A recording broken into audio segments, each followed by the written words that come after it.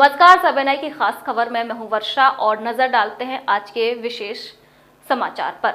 मध्य प्रदेश में सत्ता में 15 साल बाद वापसी करने के बाद कांग्रेस ने जोर शोर से कामकाज करने का डांका पीटा था।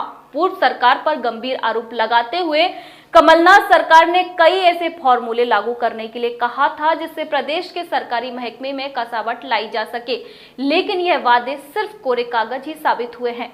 कमलनाथ सरकार का 1 साल पूरा होने को है, लेकिन अभी तक कई घोषणाएं सरकार की पूरी नहीं हो सकी हैं। दरअसल प्रदेश के सरकारी महकमे में कमलनाथ सरकार ने सत्ता में आने के बाद 20-50 का फॉर्मूला लागू करने के लिए कहा था।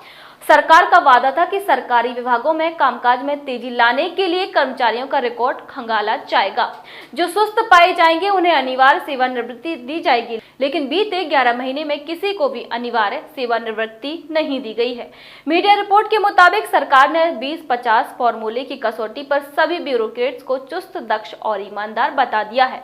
अब प्रदेश के 10 लाख कर्मचारी इस टेंशन में है कि कहीं 20-50 फॉर्मूले की गाज उन पर गिरकर कमलनाथ सरकार यह साबित करने में ना जुट जाए कि देखो हमने जो वचन दिया सो किया और दूध के धुले साबित हो गए।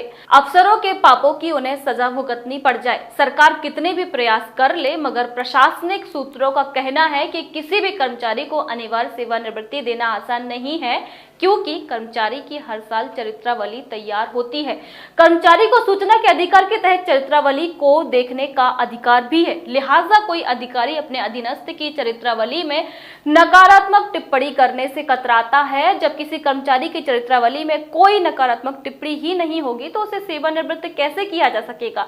सूत्रों के अनुसार अनिवार्य सेवानिवृत्ति की परिधि में वे कर्मचारी आएंगे जिनका काम संतोषजनक नहीं है, अकर्मण्य है, कार्य करने में अक्षम है, संदेहास्पद है और अपनी उपयोगिता खो चुके हैं। इसके लिए जरूरी होगा कि उनकी चरित्रावली में लगातार कई साल प्रतिकूल टिप्पणी हो।